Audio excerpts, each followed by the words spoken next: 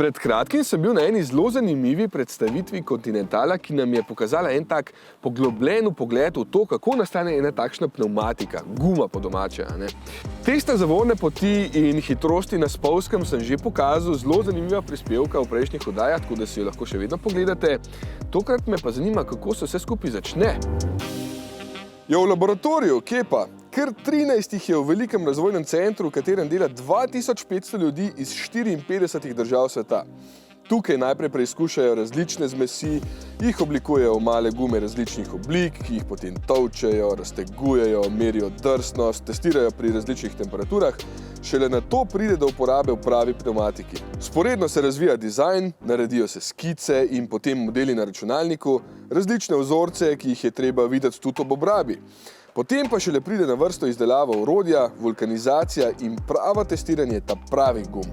Sploh je zanimivo, ko zdaj vse skupaj pred pravim testiranjem počnejo še v simulatorju, ker ful skrajšajo s tem čas razvoja, stroške, pa tudi emisije, ja.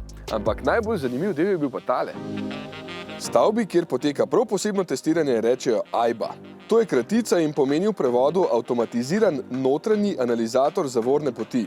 Jap, nora naprava v bistvu, kjer so uporabili tehnologijo vlakcev smrti in lahko se predstavlja kar cela 120 ton težka proga in namesti nova, da ustvarja drugačne razmere na podlagi. Pazi to, v samo 3,2 sekunde pospeši avto do 120 na uro in potem z njim zavirajo 10-krat na suhem in 7-krat na mokrem pri 85 na uro, da je meritev veljavna. Temperatura je od 10 do 25 stopinj, da je različno podnebje, po želji dodaja vodo, zraven je pa še malo bolj mrzla dvorana, kjer ima ledena površina -1 stopinjo. Celo poleti lahko tako testirajo zimske gume, no ta proga je pa dolga 60 metrov. Za testiranje uporabljajo prave avte, ki jih predelajo, da potem testi potekajo čisto brez voznikov. Naredili so pa tudi svojega električnega, da preizkušajo še drugačne sile, ki pri tem nastajajo.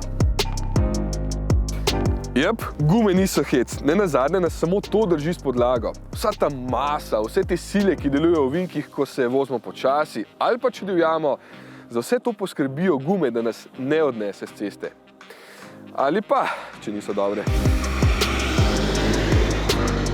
No, da boste vedeli, kako zelo pomemben je naš edini stik s cestiščem. Redno vzdržujte svoje pnevmatike, jih tudi redno zamenjajte in seveda letnemu času primerno.